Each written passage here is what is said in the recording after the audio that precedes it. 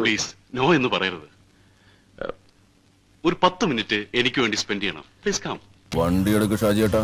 നിന്റെ പേരെന്താ? എന്റെ പേശാദര പൊറുക്കി. പേശാദര പൊറുക്കി. ഇതൊരാളുടെ പേരാ? നല്ല പേര്. അതെ, എന്ത് ചെയ്യുന്നു? എന്തും ചെയ്യും. എന്ത് വേണ ചെയ്തോ, പക്ഷെ ദേഹോപദ്രവേൽപ്പിക്കരുത്. പഞ്ചപാവോ?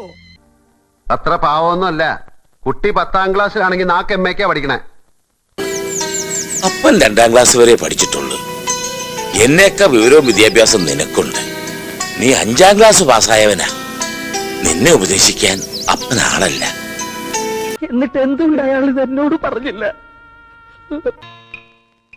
എനിക്കറിയില്ല. ഞാൻ ആരാണെന്ന്? താൻ ആരാണെന്ന് തനിക്കറിയാമേലെങ്കിൽ താൻ എന്നോട് ചോദിക്ക് താൻ ആരാണെന്ന്.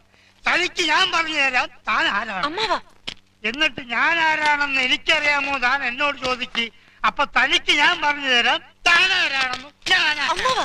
അമ്മാവാ പാന്റ് ഇനി പാന്റ് ഇട്ടില്ല എന്ന് വെച്ചൊരു കുറവ് വേണ്ട. മുണ്ടൊക്കെ പഴഞ്ചനാണെന്ന് ചിലർക്കൊക്കെ തോന്നി തുടങ്ങി. പടാ. ആരോട് ചോദിച്ചിട്ടാ എന്റെ ഈ ഡ്രസ് എടുത്തിട്ടത്? ഈശ്വര വിളിച്ചിട്ട് പറഞ്ഞിട്ടാ അഴിക്കടാ.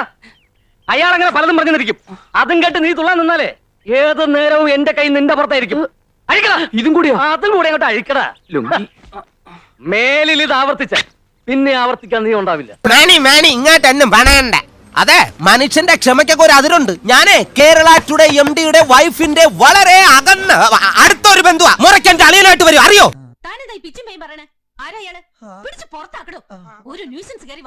അത്രക്കായോ? എന്നാ രണ്ടിലൊന്ന് അറിഞ്ഞിട്ട് തന്നെ ബാക്കി കാര്യം. എന്റെ കൈ ധരിക്കുന്നു.